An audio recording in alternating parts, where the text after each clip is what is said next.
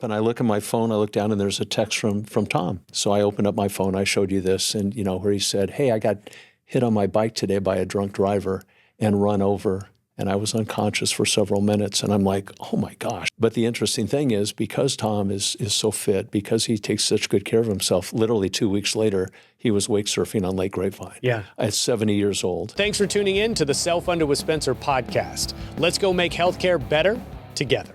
Are you a Ryan Holiday fan at all? I definitely know who he is. And I think he's the one that has the Daily Stoic. Yeah, Daily Stoic, but I think they're one for dads. Daily Dad. Daily Dad. I get the Daily Dad every morning. Awesome. Yeah. I would also encourage the Daily Stoic. It's good. But so Heraclitus has a quote. It's very difficult for a man to learn what he thinks he already knows. That's what I find a lot in the healthcare system. Well, this is the way it is, and this is the way it's always been, or in benefits. Well, wait a minute. What if we came at it from a different perspective? And now, even though technology is not my strength, there's no question that AI is going to completely change this game. Now, to what degree and how fast, that's to be determined, but Healthy and other solutions are examples of that. I've got several guys that I think that would be fun for you to get to know. That I've got a buddy out in the Bay Area that has a company called Accorded. Okay. His name is Frank Chung, and I met Frank at a conference like 3 years ago, and Frank is an actuary, and he is crazy smart. Worked for Blue Shield for several years. Went to Berkeley, but he's got this team of guys that they use actuary without being crazy expensive, like an Optum or a Mercer or Aon, whoever. They can validate value propositions, basically financial ROIs for anything that you want validated. So if you're a point solution, they can validate whether or not you really truly can offer an ROI. But if you are a employer and you've got 10 point solutions and you're like, do any of these work? Right. They can independently, very objectively, based on claims and math and crazy stuff.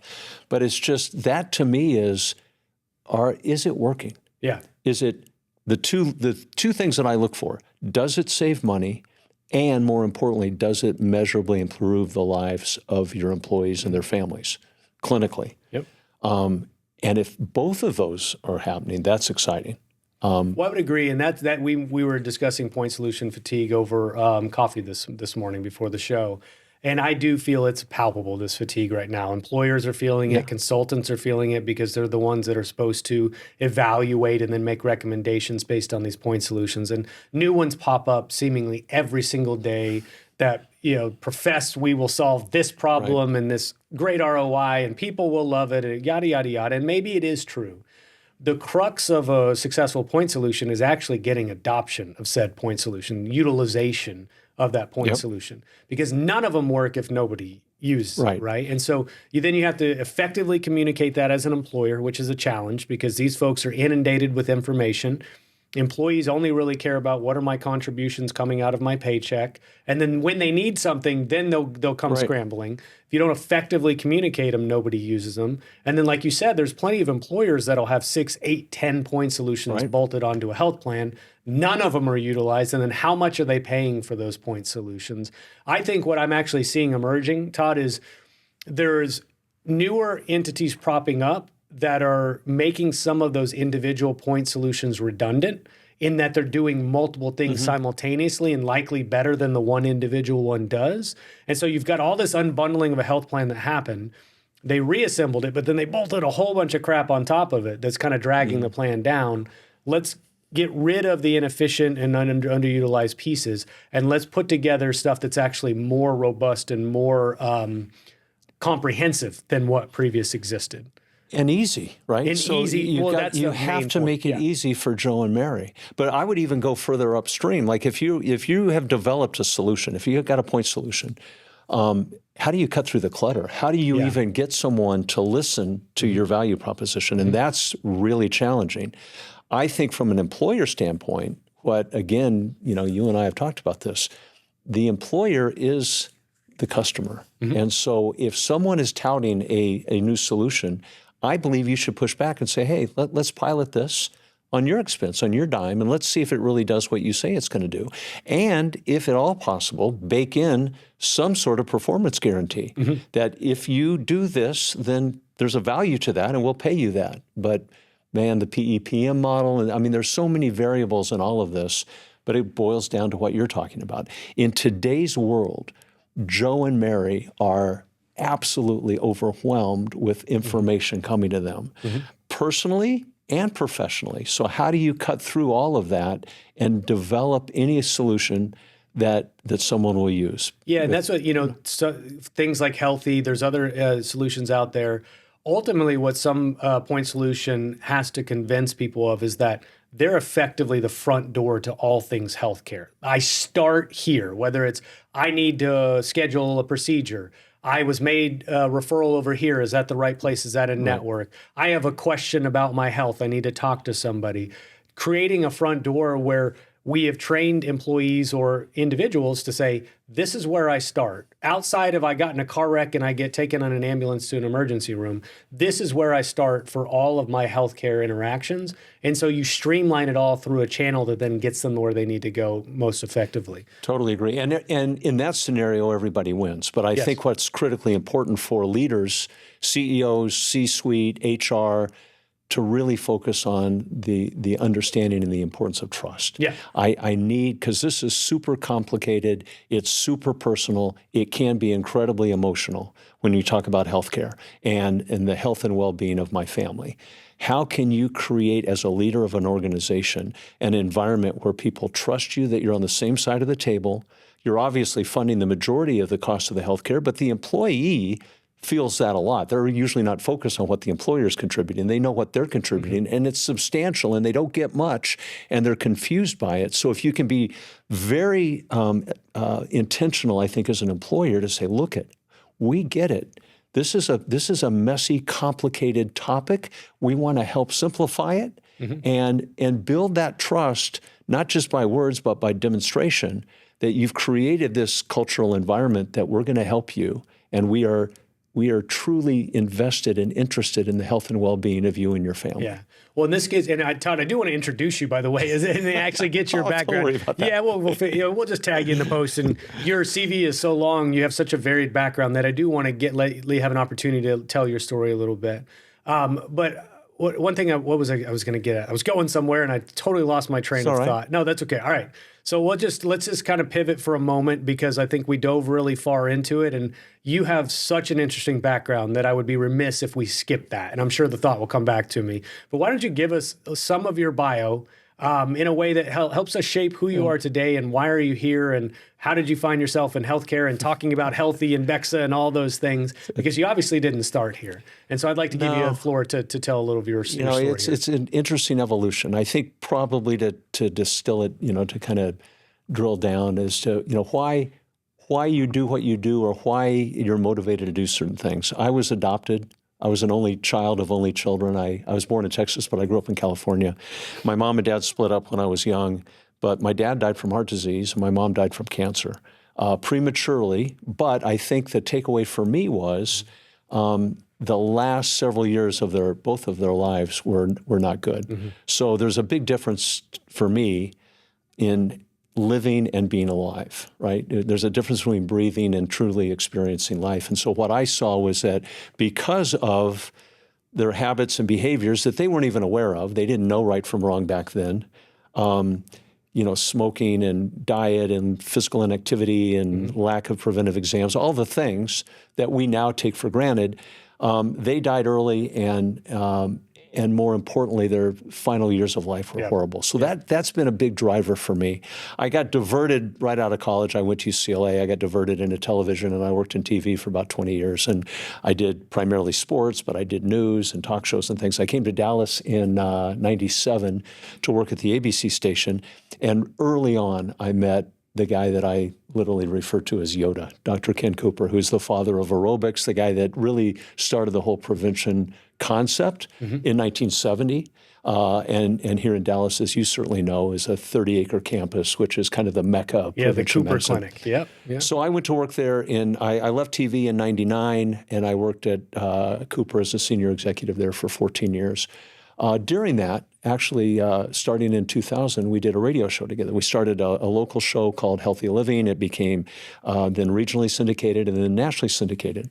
So every Saturday for 8 straight years, 414 Saturdays, not that I was keeping track, but for 2 hours we'd sit and we would talk about, okay, what came out in the medical literature this week that we can kind of synthesize and distill and then deliver it in a way that would be actionable for anybody that was interested in living longer and better. That was basically it. And what I saw during those 8 years was every year, all of the data got worse and worse and worse. Whatever you were looking at, emotional health, diabetes, obesity, heart disease, everything, getting worse and worse. And I was fascinated by that. Like, man, this is, a phenomenal country that we live in. We have amazing resources, yet we are producing disease at a very rapid clip. And so for me, then the wheel started spinning.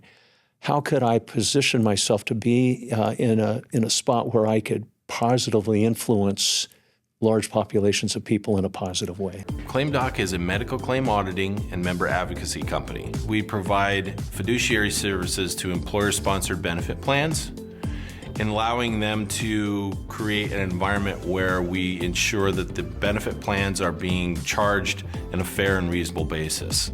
My business is basically people, and it become a real simple transition. We thought it was going to be far more complex. I've saved, we'll say, hundreds of thousands of dollars. I could not say enough about ClaimDoc.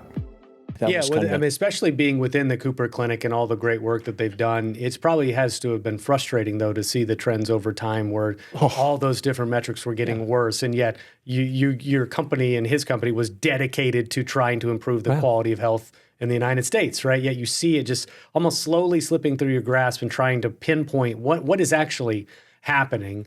And I'd be remiss if I don't mention my only bone to pick with Dr. Cooper is the Cooper test, which I know if you've ever played sports in the late 90s or mid 2000s, you probably ran the Cooper test. And every time that came up, I would go, oh my God, I've got to be measured by this darn Cooper test. And it was challenging, and I understand why it was used. But that's like, there's this burning visceral reaction every time I hear Cooper.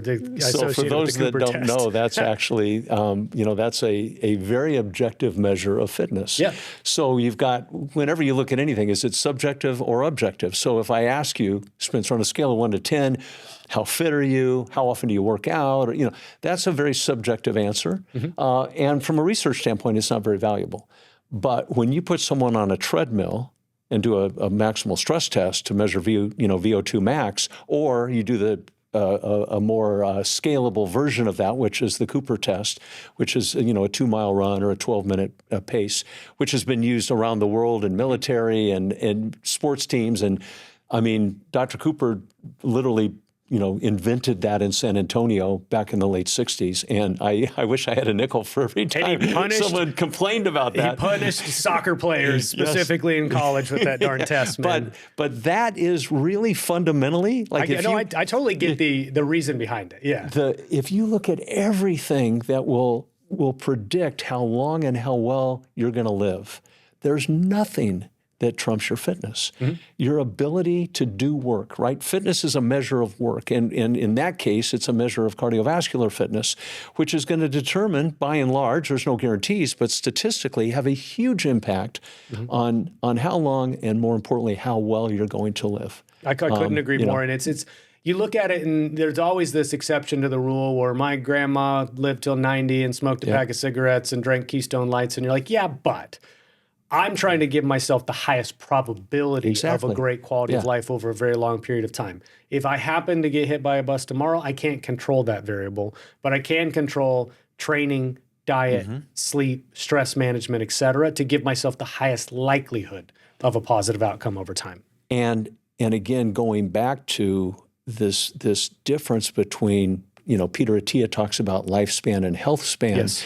I don't want to live to be 95 or 100 if I'm really restricted. I don't want to be in an assisted living facility with a stranger wiping applesauce off my chin. That's not living to me. I want to do everything I can to be in the game. So big difference between spectator and participant. I can't dunk anymore. That bothers me. That's an issue. And therapy is helping, but I still play basketball, right? Yeah. I still want to be able to play with my kids and my grandkids for as long as possible. And that to me is what that's all about. And you can't outsource that. You know this, Yeah. right? We can pay people to do a lot of things, mow our lawn, do our taxes, paint our house, whatever. But you can't outsource these things. You can't outsource your fitness, your nutrition, your sleep, your stress management, your preventive screens. These are all things that we have to do ourselves. Yeah. But the great thing is, if you do those things consistently, the data will tell you dramatically improve your odds of living longer and I didn't better. share this with you earlier. Your catalyst into being interested in health with what your parents went through is similar to mine. So my dad had a heart attack when he was 37 years old. Wow. He's still with us 30 plus years later, fortunately. But I was 12 at that time. And I watched it go on. He didn't actually get to go on an overseas trip where we had a soccer trip because he was hospitalized at that time. Wow. And so at 12, you go, oh, wait, Dad's unwell. He's sick. He's going to be okay, but he's unwell at the moment. And then I go, wait a second. Was it something he did behaviorally? Was it some of his habits? Was it the way that he ate, Right. didn't manage stress, et cetera, that contributed to it? And the answer was obviously yes. And so even at 12 years old, I haven't had enough recognition that this actually was my responsibility to take care of Yeah. my own health. And if I didn't want that outcome to be me, I had to do something different today. And so I was 12, 13 years old reading Men's Health magazine at the time, learning everything I could about nutrition, studied exercise science in college, went to the Cooper Clinic to actually get a personal training certificate, as an intern. So all those things were put into motion because the poor health at the moment of my dad. And then I watched my mom pass the last couple of years of her life, like you said, really traumatic, really painful for her. And then obviously everybody around her witnessed that as well. And it's like, how do I keep that from happening? Well, it's today. It's yesterday. The habits need to have been made. And I think a lot of people have an inability to connect themselves today with the version of themselves 10 years from now. Yep. And so the immediacy of reward or the feedback of dopamine or whatever they put into their bodies, that overcomes their ability to think long term to set themselves up for success. But I think obviously what you have witnessed and you experience each and every day is, you're investing in yourself. There is a long-term benefit for sure. Sure. But there's a benefit today, Of right? course, The way yeah, you start your day. You're going on the walks and you're rucking in the morning and you're investing in yourself. And there is a message that you're telling yourself that you're valuable. That when you do that, it changes everything. So it changes not only your health, your clinical health, but it's changing the way you show up. It's changing the way you lead. It's changing the way you interact with others, and model behavior for your kids, your family, your community, your colleagues. Well, you hit all the of nail this. on the head. How you value yourself, the love or care that you have for yourself, how you value yourself, the way that you treat yourself. I don't know if you've, I just scroll on Instagram sometimes and I like following fitness folks. And you'll see every once in a while these transformation videos of a young man or woman who was unhealthy, didn't care for themselves, didn't love themselves, got to a breaking point, and then they'll do these flash forward videos where 2 years later they're all of a sudden fit and they're coaching other people and stuff, and they transform themselves. But I think it started in the moment as like, I have to actually care for myself. I have to value myself enough to commit to changing these habits over a long period of time when it's going to be really tough. They have this moment where it flips for them, and then they become a vanguard, if you will, for health and fitness to demonstrate to others that it is also possible as well. It's a very powerful message when somebody does that. You'll never change what you're willing to tolerate. Yeah. And so to your point, some people get to a point where I just can't tolerate this anymore. I hear it all the time. I speak all over the country, and people will come up afterwards and they'll, I was here and now I'm here. And I will always ask the question, what was it that sparked that? Yeah. Why that day as opposed to a week earlier or a month later? What prompted that change? And you know what? One of the primary answers I get a lot is I saw a picture of myself. Someone, some showed up. I was in a group shot and I just said, nope, I'm not going to do this anymore. But there's so many different factors. But going back to, this is not about shame. This is not about where you've been or this is about the fact, I believe, our environment in my lifetime, I've seen this world change dramatically. The way we work, the way we eat, the way we recreate, all of the stressors that we have. It's a combination of things. It's the environment, it's the water, so to speak, that we swim in. And so this is not about shame or beating yourself up or lack of discipline. It's about recognizing there's a lot of forces at stake here that are contributing to the horrific public health issues that we have. Oh, yeah, yeah. And then if which would be health over here, and then if you put health care over here, which is generally, from my perspective, an economic discussion. Who's going to pay for this? These two overlap, and both of them are really broken in our country, right? The health of Americans, especially younger people, it's frightening to me when I see, and when I talk about health, it's physical and emotional health, right? Yeah. And now you start looking at all the data, the anxious generation and the Gen Z and what's happening with anxiety and depression. This spills over into the workplace. Obviously, if you're an employer and you've got anybody in their 20s that are working for you, they're struggling a lot more than older people are statistically. And so all of these things, we've got a broken health system, in terms of overall public health, and then we've got this crazy expensive healthcare, whatever you want to call it, monstrosity, that is highly complex, super confusing for average people.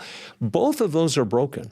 So I think we've got this opportunity, especially as leaders, CEOs. I love speaking to leaders and encouraging them to take a step back and recognize your wonderful opportunity here to create a culture that everybody wins. You're going to save money. People are going to show up to work. Healthier people come to work more often. They get more done, and they consume less health care. And everybody wins. Recruitment, retention, all of these factors that then ultimately lead to revenue and growth and EBITDA and shareholder value and competitive advantage. There is a definite link, I believe, in the commitment of an organization to create a healthier culture with the business outcomes that most, boards and C-suites are interested in. Having spent years working alongside healthcare leaders, brokers, and employers, I know how overwhelming healthcare can feel for our customers. We've all been there. Those renewal conversations that never seem to get easier. Rising pharmacy costs and medical costs, and no real transparency into where healthcare dollars are going. That's why I'm excited about Nomi Health. They're not just fixing the old system. They've rebuilt self-funded benefits from the ground up. With Nomi's network, you can offer something truly different. No copays, no deductibles, zero out-of-pocket costs when members see a provider. It's the kind of benefit that makes everyone ask, why hasn't healthcare always worked this way? Ready to bring your clients something different? Visit nomihealth.com and see how Nomi is rebuilding healthcare, one employer and one community at a time.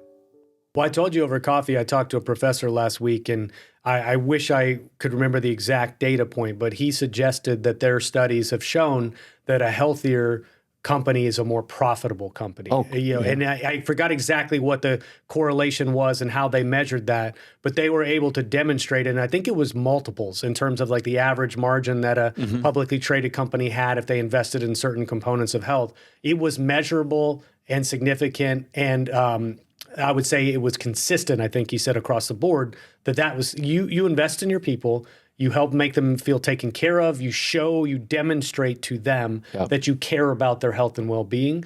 That will translate into better performance for your organization, which will then translate obviously into better results from a sales perspective. And I think it's obvious, but I haven't never actually seen it cited in that way or to be measured, to be proven. In multiple areas, right? It's not just lowering your cost of healthcare, it's improving productivity, engagement, recruitment, retention, all of these things that you can look at. I mean, sometimes you think of things like presenteeism.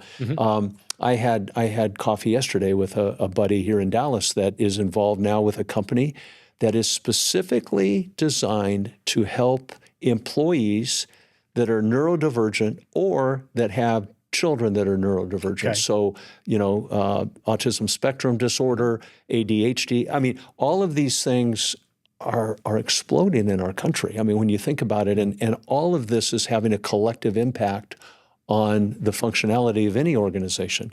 So I get really excited being able to sit down and with motivated leaders that say, okay, what can we do here? How can we, but it doesn't happen by accident. That's the problem I think we have is this environment there's a lot of money in disease, right? There's profitability in disease. And the system is not, I don't think the system is broken by accident. I think it's broken by design. Well, everything that's great about capitalism also creates certain incentive structures that lead to the negative outcomes that you and I are talking about. And it's a very fine balance between those two things. And it's unfortunate because some of these incentive structures lead to recommendations that are bad for employers, that are bad for employees. But one individual or an organization that's in between, oftentimes it can be consultants, but it's not just them, and I wouldn't blame them, is that incentive structure leads to a recommendation that might have a bias associated with it because there's some sort of financial gain as a result of that. And how do we root that out? I mean, that's a much longer conversation than you and I can have. But I want to connect the dots. Do you had a comment on that? I saw you thinking. I think it's important to think about from a leadership standpoint or a management standpoint, to think about 3 buckets of ROI. Does this, whatever solution that we're talking about, offer a financial return on investment, or does it offer a clinical improvement in health that you can measure, that what I would call a clinical ROI? But this third bucket, which is a little softer, but it's important, I think, especially post-COVID, is the concept of cultural ROI. And that goes back to what you were talking about. How do you signal to your workforce that you care about them? And that we have very intentionally identified this program, this plan, these solutions to have a positive impact on you and your family. Demonstrating, not just talking about it, but demonstrating that, and then building that trust within an organization. And again, across the board, you do this over time, and you help people navigate this broken system. There's value in that, a lot of value. And when you entered into the broken system, to kind of go back to the loop we were on earlier, which is leaving the Cooper Clinic, and then was ACAP your next destination after that? So you got introduced, I think, at that point to the idea of employer-sponsored healthcare and how they might act as a really big lever in the United States to impact health at large. And so what was your role, or what were you guys doing during that time? So Wally Goma and Den Bishop, who both were at Holmes Murphy at the time, a regional employee benefits firm that you're certainly well aware of. Yeah, Wally's been on the show, as a matter of fact. They recruited, it was primarily Wally that recruited me over to become the president of ACAP Health. And we started really looking to build scalable solutions that would measurably improve the health of employee populations. And that word measurably, I think, is important. So, is there some sort of metric that showed that you're trending in the right direction? So we inherited a program that was a lifestyle intervention program that we kind of blew up and relaunched in 2015, and it went boom. It was awesome. It was designed specifically to impact the 5 risk factors associated with metabolic syndrome, which is a clinical measure. These are all some, triglycerides and blood pressure and glucose, et cetera, waist circumference, and HDL cholesterol are the 5 factors of metabolic syndrome. But those very specifically are predictors of who's going to end up on a large claims report for an employer, right? So you generally don't go, in a straight line. You'll generally be humming along here, and then suddenly you end up here. Those that end up here, one of the commonalities is metabolic syndrome, which back in this was going back now, 2007, 8, 9 is when that really kind of started. But again, it was, to me, this opportunity to how can you invest your effort, energy, talent, just blood, sweat, and tears into something that can have a positive impact to a lot of people. And that's kind of where I had reached this point of, wait a minute, man, the country is going in a very bad direction. And nothing's really changed, honestly. It's picking up steam. I think clearly COVID, and more importantly, social media, and the data all supports this. I'm not being, I'm not like I invented this, but the reality is when you look at what is happening now physically and emotionally to most Americans, that's not good. It's not going in the right direction. So we have to be hyper intentional about trying to create solutions that will help people lead healthier, happier lives.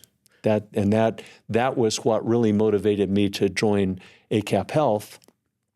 The business grew. We ended up selling to a private equity company. I still advise to the solution initially, as you know, was called Naturally Slim. It's now called Wonder Health. I'm an advisor to Wonder Health, but I also now have the opportunity to look for other things that are out there that can scale and make a difference. And that's kind of my motivation. This begs the question, and this is actually something that I struggle with, the role of the employer in the lives of employees and making them healthier? We just discussed the tangibility of the improvement of the business over time if you invest in people's health.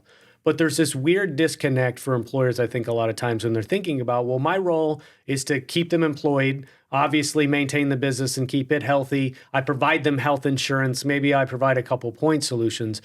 But where does that line end where I start to intervene into an individual's life and perhaps what they eat and how they move and what the obligations of BMI or these other metrics are? And I know that's more of a rhetorical question, but I'd like to hear your perspective on that, because at what point is an employer encroaching too much into an individual's lives where they no longer have the level of autonomy that they would desire? That's a great question. And it's a very complicated question.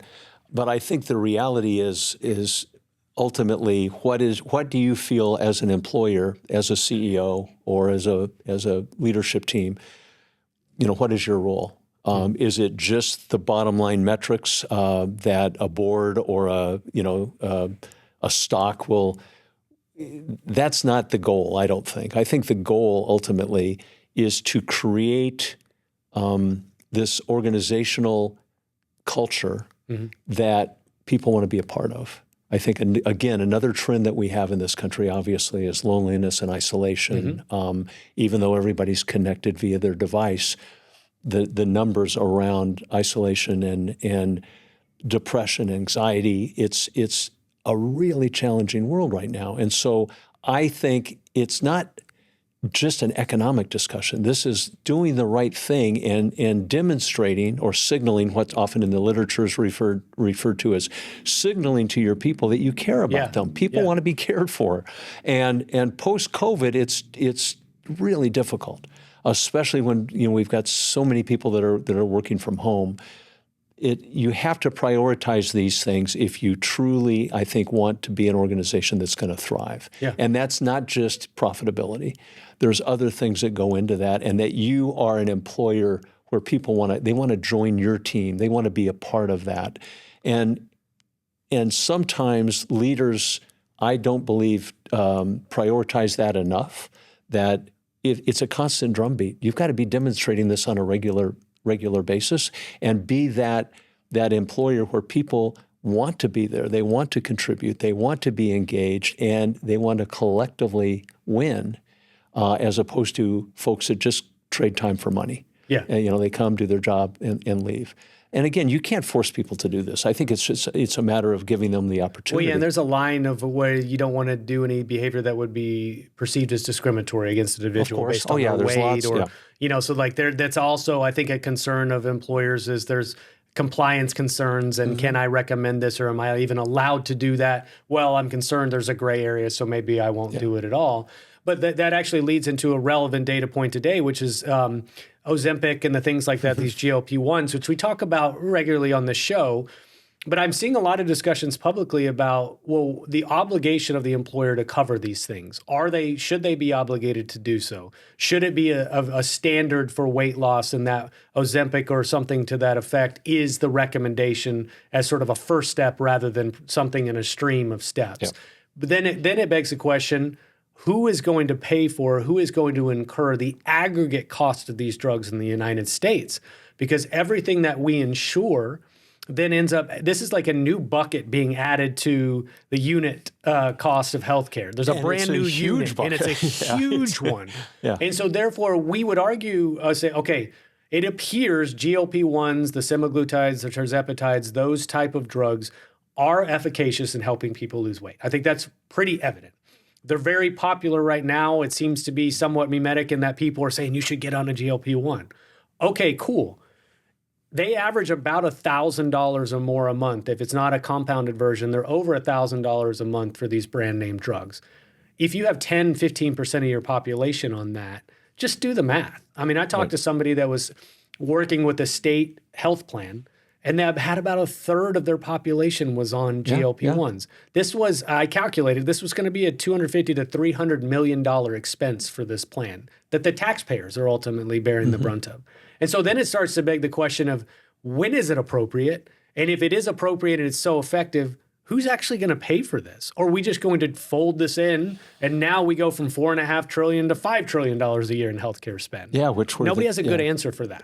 And it is the number one topic of discussion in any sort of conference or any sort of, HR talking points around do we cover these things? Yeah. It's super dynamic. It's crazy how fast it's changing. The economics will change dramatically. You've got two big players right now in Novo Nordisk and Lilly, but there are 4 or 5 others that are coming hard, so there's going to be competition. The pricing, I think, ultimately will level out, but it's more importantly, I think about it. You can't buy longitudinal data. You have to earn longitudinal data. Good point. And so what we know right now is for sure that not everybody tolerates GLP-1s the same. It's not a magic bullet. For some people it is absolutely phenomenal. Other people can't tolerate it. So I think there's still a whole bunch of questions to answer. But there's also plenty of data to indicate that it's also positive for, things more than just insulin sensitivity and diabetes risk, all those things. We'll see. But I do believe, and it will fundamentally go to my grave, saying this has to be bundled as an individual. If you're just thinking about you individually, it's not just a shot, or it's not ultimately will be just a tablet. There are other things that we can be doing and should be doing and must be doing if we're going to maximize health and well-being moving forward. Yeah, it should be perceived to me as a catalyst to start somebody down the path of weight loss, but it should be tied into behavioral change, coaching, education, exercise, nutrition. The whole person needs to change collectively in order to sustain that weight loss, because I think a majority of the folks do end up gaining some or most of the weight back, especially if they come off the GLP-1s.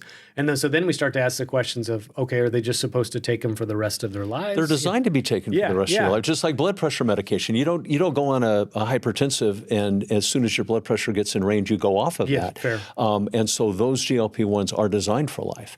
And there's a whole bunch of unanswered questions. There are many organizations recommending them for children, right? For adolescents and et cetera. So, there's a lot to be determined here in this space. But the fact of the matter is, when you just look at well over 40% of America has a body mass index above 30. And a large chunk of that, pardon the pun, also has a BMI above 40, which is, type 3, class 3 obesity. This is part of our issue, right? It's part of our problem. We're not designed to be that big. It's the environment. It's happened over time. In the mid-'80s, obesity was around 15%. Now it's above 40%. That's striking in a snapshot of time. Yeah. And so these are all, again, to your point, who pays for this?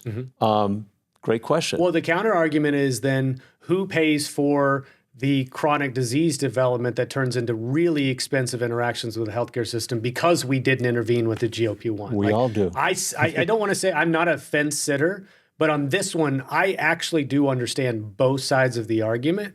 All I'm trying to say is there is an economic component to this that cannot be ignored. And if we don't have a fair and open conversation about all the things that revolve around this drug, especially including the financial component, then we're just going to see this thing run amok. And then the other concern is, of course, we don't know. You said you can't buy longitudinal data. We don't exactly know what the real true side effect profile is going to be long term, especially on the digestive tract and things like that.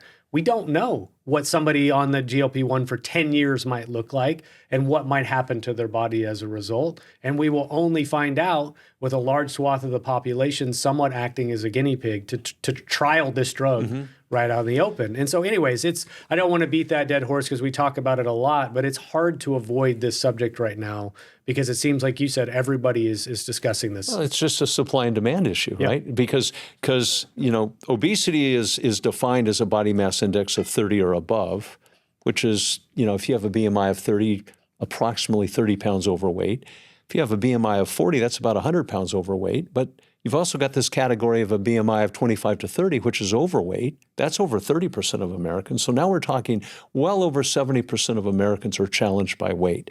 And it has nothing really to do with vanity or appearance, none of that. It is metabolically what happens when you're carrying that kind of excess weight. And that's the downstream, that's all of the ramifications of metabolic health, which is clearly connected to things like cancer and heart disease and diabetes and dementia, musculoskeletal conditions. So that then spills over into what I think about as quality of life. Yeah.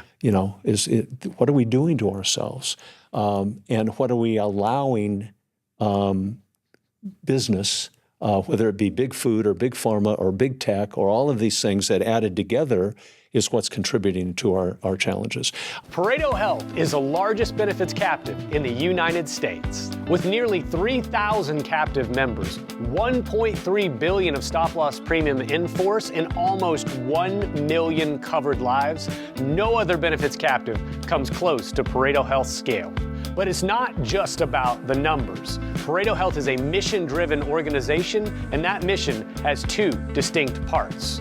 Number one, to make self-insurance simple and more accessible for small to mid-sized employers. And number two, to arm them with the most powerful cost management tools on the market. So if you're an employer frustrated with your healthcare outcomes, or you're a benefits consultant looking for an alternative to the status quo, it's time to consider Pareto Health. Pareto Health, where employers come to do self-insurance right, to do it easily, and to do it at scale. I think the mental health aspect of what we're talking about, from an employer standpoint, it's the tip of the iceberg right now. Jonathan Haidt, the author of The Anxious Generation, has done an amazing job documenting what has happened to anybody born in our country after 1995. It's a different game. The difference between a digital native and a digital immigrant, even though I'm obviously in the latter, right? I learned this before I learned this. Yep. But man, the world has changed, and it's changing really fast.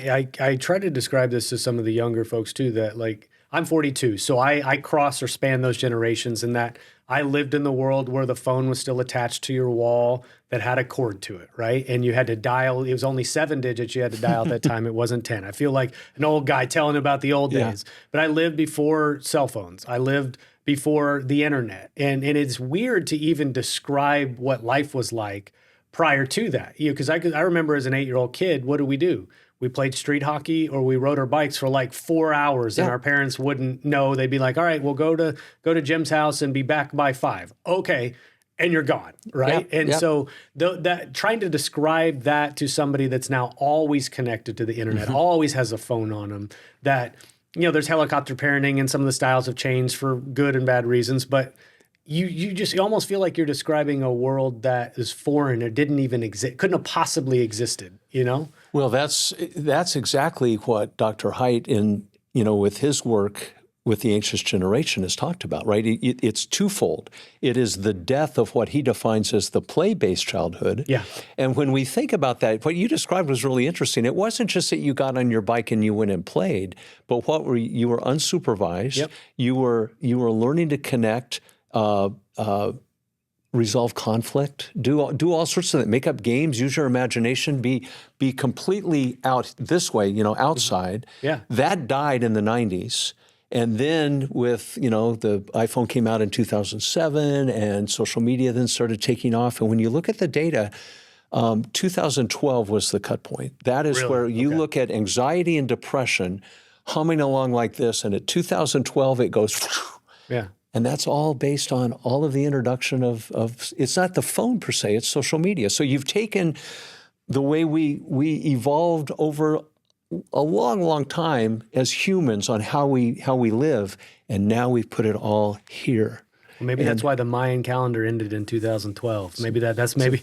It's a good point. It's a very good point. Maybe that's actually what happened, and I didn't mean to be tongue-in-cheek, but I absolutely understand what you're describing, right? As you think about Maslow's hierarchy of needs, in the middle is the social component. Right. We talked about social media making us connected, but realistically disconnected. Isolated. Yeah. Isolated. Yeah. I think about the push to work from home during COVID, where it's such a dramatic push where everybody went to work from home. That works for some people. That doesn't work for a lot of other people. And you will glorify this idea of I can wake up and put on my PJs and have my coffee and I can sit down at my desk. But what you had happen was you encroached work into your world, into your home, and then you didn't have the same level of social interaction that you would have had in person at the water cooler, grabbing something out of the fridge, stopping by a desk. Hey, let's go grab lunch together. Defined as micro meetings, right? The little hallway conversation. Yeah. And I actually find myself sometimes, I've actually been in the work from home environment for 10 plus years now. And I find myself longing sometimes for an office where you can just go and see people at the office. Hey, good morning, Tom or Bill or Sally, whatever. Have some coffee with them, talk a little bit before you start your day. It's absolutely the way we're wired. And so I just see all of that, all the confluence of those things obviously compounding. And then that begs the question then, is there a watershed moment where that all changes? Are we living through a watershed moment at the moment? Because it seems like we all agree that this trajectory has to stop. And just like any form of inertia, I think, what is it, Newton's second law of motion? Hey, an object in motion remains in that same motion at the same speed until a force, an unbalancing force, knocks it off track and changes direction. We've got so much inertia, and it feels like it's speeding up and accelerating towards an endpoint. How do we stop ourselves if we agree that we're unhealthy, we have isolation, mental health challenges? How do we stop that from continuing to get worse? Again, great question. There's a massive issue right now, or a massive movement with certain states around banning cell phones from schools. Do you think that's going to get traction? I've heard that suggested. No. Okay, it's happening. Okay. I mean, it's absolutely happening. But what it takes is a collective group of parents that. Because the kid doesn't want to be isolated. I'm the only one in my class that doesn't have access to a phone.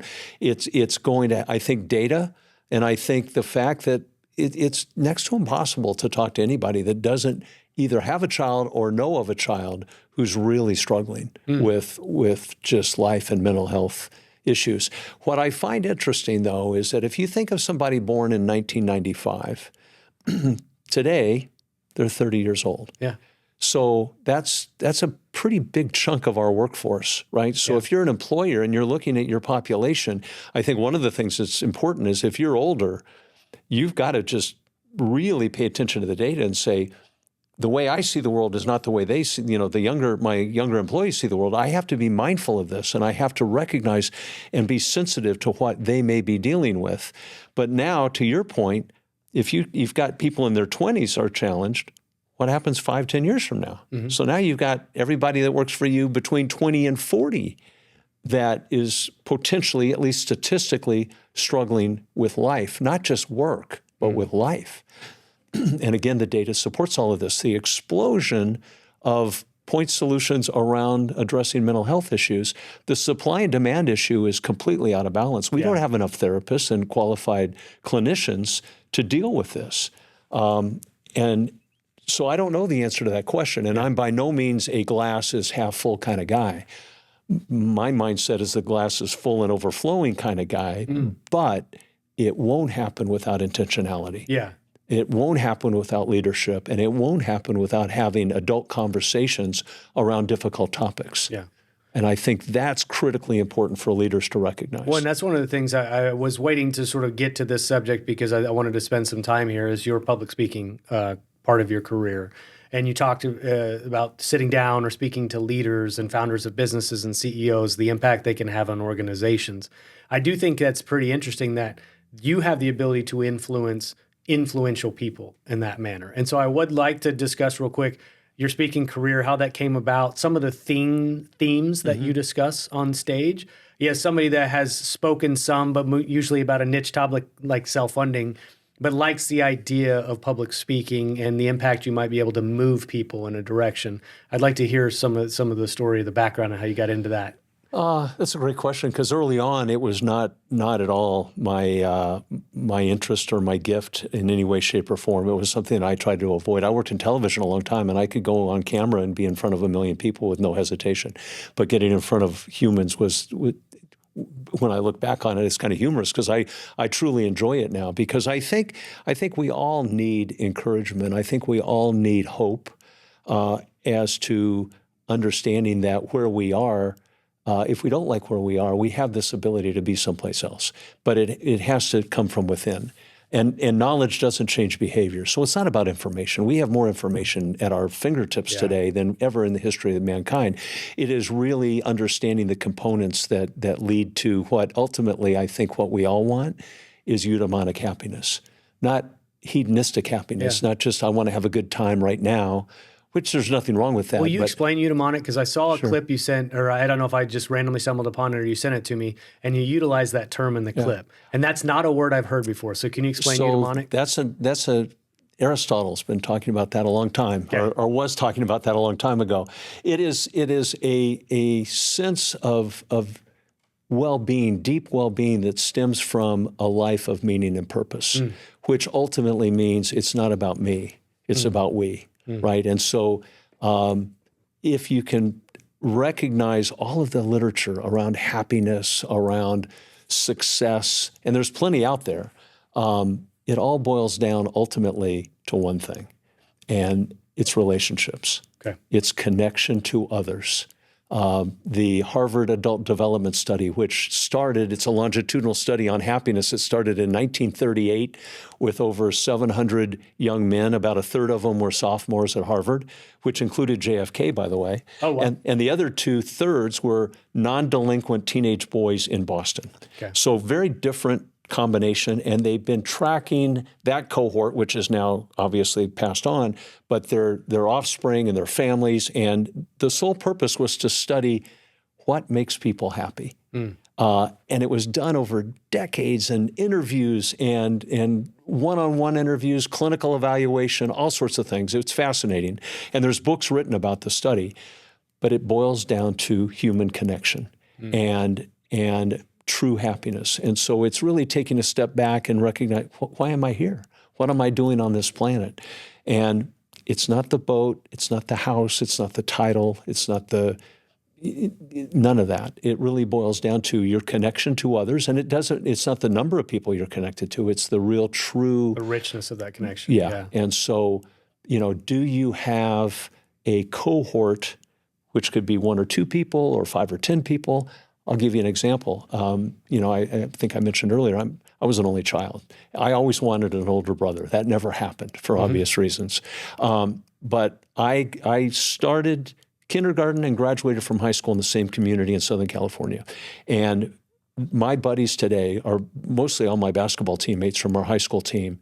And we're getting ready to celebrate our 50th anniversary. Wow. We won a state championship my senior year, and we're all connected still.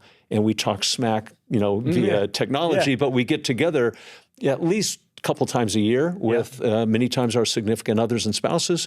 And those relationships are so critically important to me.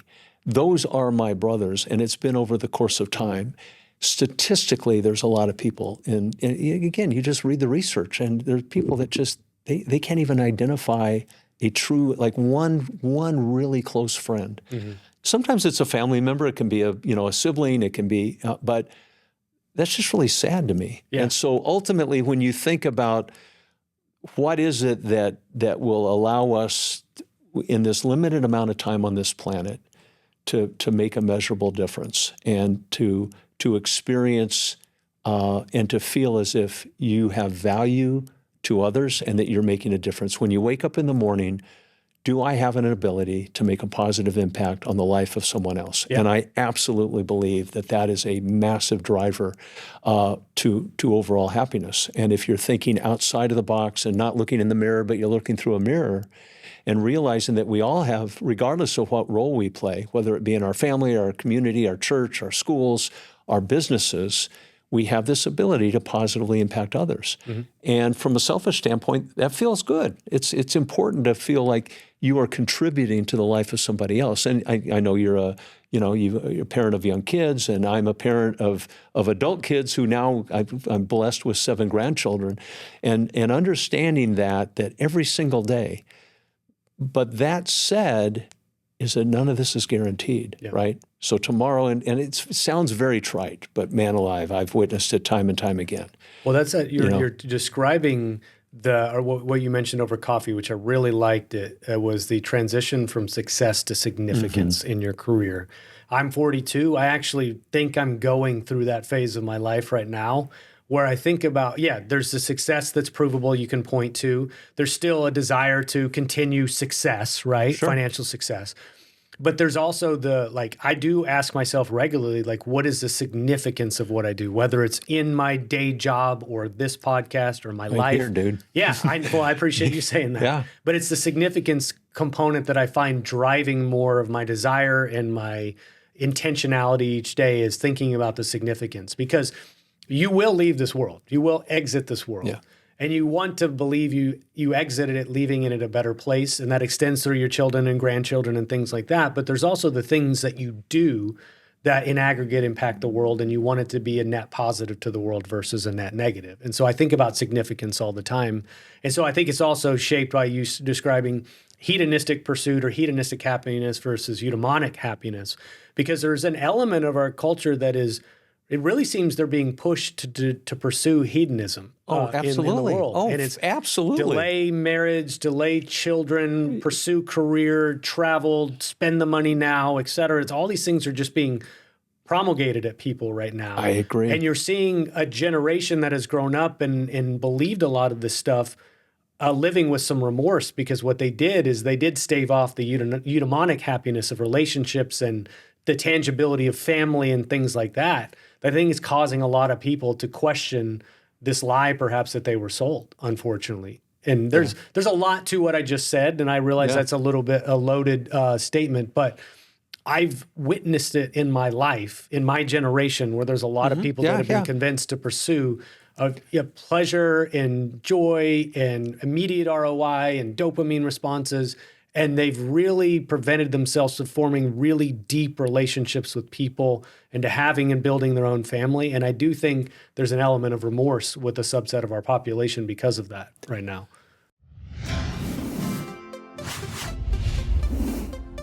Chronic health issues, surprise out-of-network medical bills, inflated medical and prescription drug prices. These issues cost self-insured employers hundreds of millions of dollars every year. Add to this the rising cost of care and potential for waste across the life of a claim, and it's clear that self-insured employers need innovative solutions that lower their health plan spend. At Valence, we've done just that, developed innovation that shifts the current paradigm. A complete and integrated ecosystem solution driven by data, one that manages and simplifies the complexity of medical claim costs. It is through analyzing millions of data points that we enable employers to realize and fuel cost-saving solutions. Valence experts come prepared from day one, targeting the fraction of claims that will drive the majority of health plan costs. That is how our team lives the Valence promise, engaging early and often for smarter, better, faster healthcare. And I think it will pick up steam. Okay. Absolutely will pick up steam. And unfortunately, though, it just takes a while sometimes for people for that to kick in, to understand that. Going back to, we were talking about Ryan Holiday and Stoicism, and there were a lot of really bright people several thousand years ago that said things that today, for me, just make complete and absolute sense. The quote of what you do day by day, what you choose, what you think, what you do, ultimately is who you become, right? And so how am I living my life, and how am I thinking about it that today when the alarm goes off or I wake up and my feet hit the floor, I have a day today, this gift, and what am I going to do with it? How am I going to invest my time? Very intentionally, understanding that I've got to take care of me before I can take care of anybody else. Yeah. I hear all the time, I don't have time to work out. I don't have time to, that is an absolute lie.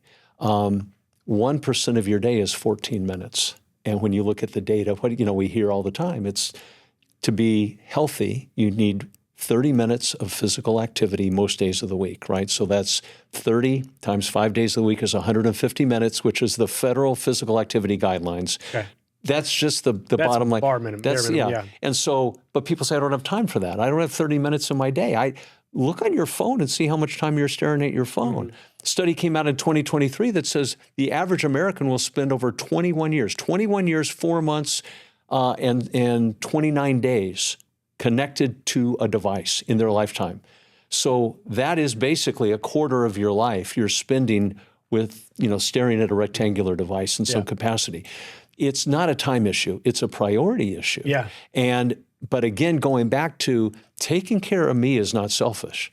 I need to take care of me before I can take care of others, before I can show up with energy and passion and an ability to lead and influence others. You've got to do that. So, it's all about figuring out that today I have this wonderful opportunity, and I hope to goodness that I'll have that opportunity again tomorrow, but I'm not guaranteed of that. So I'm not going to let today go by.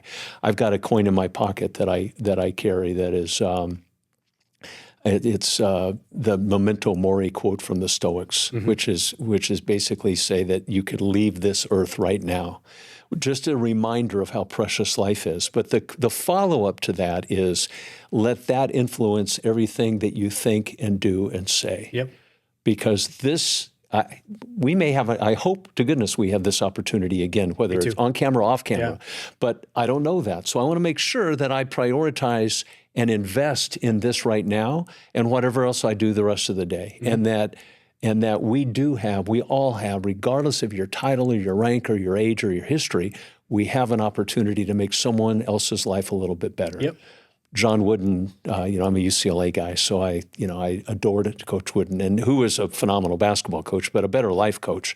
But Coach Wooden used to say, you can't live a perfect day without doing something for someone who will never be able to repay you. Yeah. And I think that's a great mantra. I'm going to live my day like that. And going back to our space, right, the employee benefit space and leadership, and we all have that opportunity. HR folks, I used to think of HR as an employee. I was like, I didn't recognize the value of what they provide. I have such respect for HR people now because they have such a burden of responsibility, but they also have this great opportunity to help lead an organization that's going to improve the lives of their employees. Yeah. And a lot of that, if I had a takeaway or an encouragement to CEOs, it is love your HR people, provide weapons and resources for them to do their job, because it is going to impact your entire organization with every metric you can think of. Yeah. And so just recognizing that people are struggling. Yeah. Kevin Love, and if you're a basketball fan, you know all about Kevin Love, who has very publicly talked about his struggles with depression. And he says everybody you see is everyone is going through something that you cannot see. Yeah. Robin Williams said almost the exact same thing, the late great Robin Williams, and he followed that up with be kind. Just be kind to others, but I think it's also important to be kind to yourself. Yeah. And to invest in yourself so that you can serve others. Well, I couldn't agree more. And you think about how do you be a great servant to other people? You said it earlier. It's the idea that you have to fill your cup first. You need to be healthy. You need to be well. You need to be inspired. You need to be all those things. So if your desire is to serve other people, your best version of yourself with the most energy and all those things comes through. So you have the ability to influence them much more pronounced than if you were a half measure of yourself, or you were tired, or you were unwell, or you were unfit, and all those things. So you do need to take care of yourself. But there's another comment I want to make just hearing you talk is there's really not a selfless act, and no such thing as a selfless act. I've said it before. So if I want to help somebody else with no idea or no desire for a return on that, there's still a return, because the reward is the joy you derive out of helping somebody else that you know could never repay you. And that actually is the return, because you help them without any expectation. So that's why I think it's like, you don't even think about it, I need to be more selfless.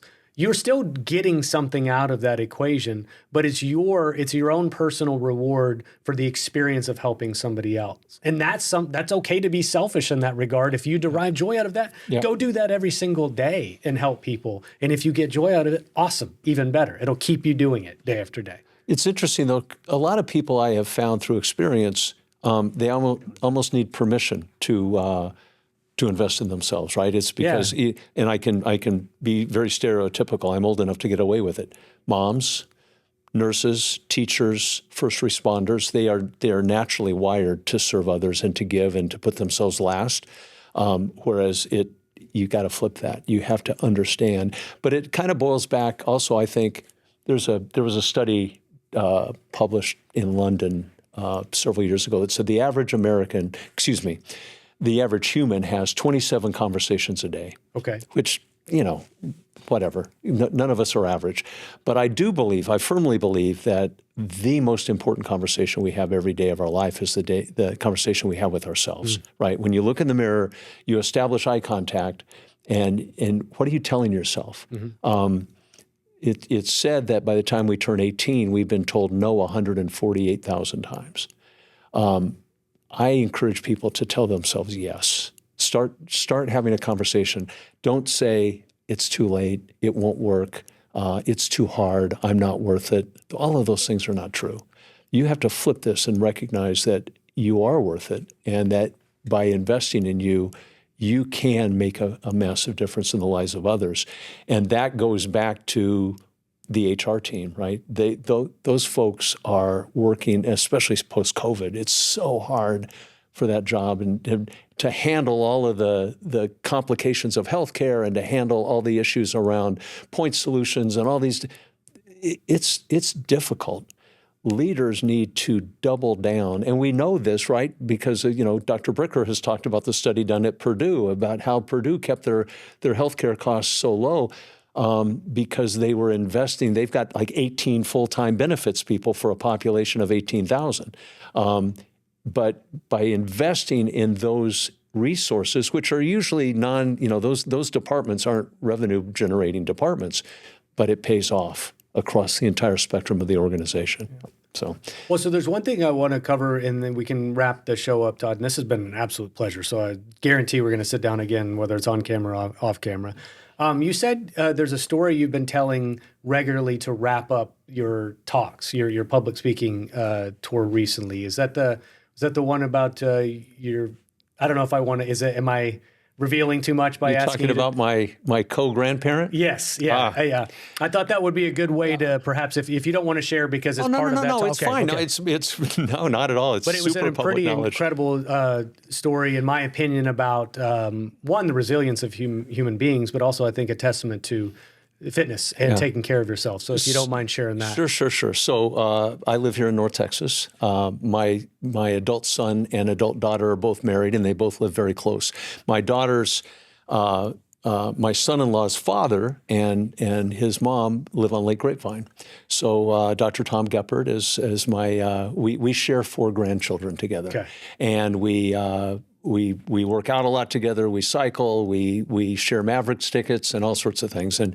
And so almost exactly a year ago, the Mavs were playing the Celtics in the finals, and in Game 5 in Boston, the Celtics beat the Mavs, and that game finished at 9:59 p.m. in Dallas. And I was sitting on the couch at my home, and game's over, season's over. I'm like, it's kind of a wrap up. And I look at my phone, I look down, and there's a text from Tom. And we often text, during games. And I thought, it was literally 10 o'clock. It was 1 minute after the game finished. And I think, he wants to talk about the game. So I opened up my phone, I showed you this, and, where he said, hey, I got hit on my bike today by a drunk driver and run over, and I was unconscious for several minutes. And I'm like, oh my gosh. And I immediately text back. I'm thinking he's in the hospital. I'm going to go see him. It turns out he was home. He had, he was fine. His x-rays were good, nothing broken. He was unconscious for probably 10 or 15 minutes. And I was like, oh my gosh. So I didn't call him because I obviously had been through the ringer. The next morning I wake up and I spend a period of time every morning without any sort of interruption, any sort of influence of technology. And eventually I opened up my laptop and there was an email from Tom, and there was no text. It was just a video link. And I clicked on the link, and it was a video of Tom riding his bike in the access road around DFW Airport. He was in a Peloton, a 2x4 Peloton in the back, and a drunk driver from behind. This is at 6:30 at night in the summertime in June, and it was daylight. And this guy just comes up and ran over the back 2 riders in the Peloton and threw Tom off of his bike. The guy stopped for just a split second and then drove over Tom and kept going. I saw that video. That was the wildest part of that. So it is, when I use it with audiences, it's amazing. It's just like, it's you literally, it's a two-pronged because he got hit and then he got run over. But the interesting thing is, because Tom is so fit, because he takes such good care of himself, literally 2 weeks later, he was wake surfing on Lake Grapevine at 70 years old. And by the way, he has prostate cancer. So all of this is Tom's fine with. I'm not violating HIPAA, but it is a couple of things. The message is there, I think, twofold. One is we don't know. I mean, you might argue that it's not safe to be riding a bike on streets in North Texas, and I might not disagree with that argument. But the fact of the matter is, continual investment in yourself to be physically strong and mentally strong, because they connect, is critically important, because it allows you to take a punch. Tyson used to say everybody's got a plan till they get punched in the mouth. Well, we don't know. COVID was an example where we all got punched at the same time in March of 2020, but we don't know. Every day something is, we just don't know. Epictetus used to say, it's not what happens to you that matters, it's how you respond to what happens. And so I believe that it's critically important if we want to be successful in life, and not just in business, but in life, that you do invest in yourself and you work hard, because that's how we get stronger. That's how we get better. Hard work is hard for a reason, right? I mean, that's what it works, right? It makes you better, and it makes you more resilient, and it makes you more impactful. Well, to your point, just listening to you, I've heard of this idea of you need to earn your leisure. The modern day allows you to take leisure all the time and get those dopamine hits without effort. But when you earn your leisure, meaning you put in the hard work and you earn the right to sit down and watch your favorite show or have the beer or whatever it may be, but you've put in a hard day's work, or you've created a level of effort to get there, the reward of the joy of that leisure is so much more pronounced than if you'd just been given it and handed to on a silver platter. And it's kind of what you're referring to, is you've got to earn it through hard work. Absolutely. It doesn't happen by accident, but you're demonstrating this. So you are, at 42, you are a very, very wise man. It takes, for knucklehead like me, it takes decades to get there. But the reality is, getting up, the way you start your day is going to determine generally how your day is going to go. And by getting up, you're now, going for that early morning walk. You're getting, sunshine. You're triggering neurotransmitters that are going to improve your mood and your focus. It's going to set your circadian clock. There's all sorts of things that are going to happen. And now you're rucking. You're putting on a weighted vest. You're demonstrating. You're telling yourself non-verbally that you're worth it, and you're investing in you. I want to get stronger. I want to get better, and that just sets the stage for the rest of your day. And so again, it's acta non verba. It's not what you say, it's what you do that determines who you are and who you become. And so you've got to be intentional around this, and then just, as they say, a wise man proportions his belief to the evidence. The evidence is there. I'm fully aware of, I follow all of your segments. You know these things, right? You've learned and embraced these things, but you've got to do them. You can't just know about them. You got to do them. You got to do them. Well, I think that's a brilliant place to end this, because, I usually will wrap up and ask you to wax poetic on the future of healthcare. But I think just right there, that this moment was a great way to end this particular episode. It's been really enjoyable. I can tell you that. And I would love to, continue the relationship who even connected us? I can't even remember who put us together. It was one of those things that was it Preston or maybe not? I don't know. I don't know if it's Kyle working or I forgot. Oh, it was Kyle. Yeah, Kyle is the greatest connector in the world, by the way. Shout out to Kyle Working, because he's introduced me to so many great folks, and his network is just seemingly infinite. And so I love when he's the one that brings somebody and says, you should know this person. I don't even have to qualify him after that. I'm like, if Kyle says I should meet him, I should. And so this has been one of those examples. And so I'm glad we got connected. This was really fun. I hope people derive value out of this episode, just staying on air and saying that, because I think we covered a lot of ground, but really what it was about was wisdom and trying to live the fullest life possible. And so one of the pervasive themes that sort of undergirds why I do the show is to try to bring myself along, but how do I also bring other people along for the conversation of how we improve the quality of our lives and how we live the fullest lives at an individual level, but at a population level as well. And I think this episode foots the bill completely. Well, let me just say, on the record, as they say, what you're doing is providing, I believe, tremendous value, not only professionally, but also just personally for folks. And having the energy and the intention to create this, because it's people like you, it's people like Stacy Ricker, it's people like Eric Bricker, who is Yoda, that are really making life, I believe, better for the people that are in a position to influence others. Yep. So you're doing that, and Thank you, sir. even though it's electrons on a screen, it's going. You're global, and I think it's really important. So congratulations. Well, I appreciate it, Todd. Well, we'll definitely have to do this again soon. Thanks again, Cool. man. All righty. All right. Thank you.